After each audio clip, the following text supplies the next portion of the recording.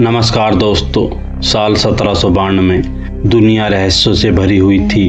नक्शों पर अनगिनत जगहें अननोन लिखकर छोड़ दी जाती थी और इन अज्ञात रहस्यों में सबसे डरावना था दक्षिणी ध्रुव, क्योंकि कहा जाता था वहाँ ऐसी बर्फ की दीवारें हैं जिन्हें पार करना नामुमकिन है, जहाँ से कोई भी नाविक कभी लौट कर नहीं आया। इसी दौर में एक साहसी नाविक ने सबको चुनौती दी। उसका नाम था विलियम मॉरिस। वह ब्रिटिश नेवी में रह चुका था, लेकिन अब वह एक खोजी यात्री बन गया।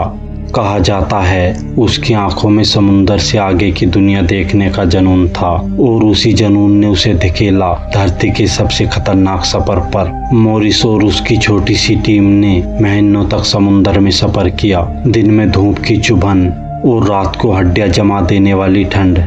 पर असली डर तब शुरू हुआ जब दूर सफेद धुंध के बीच उन्हें नजर आई विशाल बर्फ की दीवार। यह दीवार कोई साधारण दीवार नहीं थी, यह सैकड़ों फीट ऊंची बर्फ का ऐसा किला था जो मानो पृथ्वी का अंत लगता था, जहाँ से कोई भी नाविक कभी वापस नहीं लौटा था। कहा जाता था दीवार के उस पार मौत है, लेकिन मॉरिस डरा नहीं। उसने अपने जहाज को उस दीवार की ओर मोड़ दिया। ऊंची दीवारों के बीच एक संकरा रहस्यमय रास्ता था। कड़कड़ाती ठंड, जमती सांसें, टूटते जहाज के तख्ते। आखिरकार मॉरिस उस दीवार को पार कर गया। दीवार के उस पार उसने जो देखा वह किसी सपने जैसा था।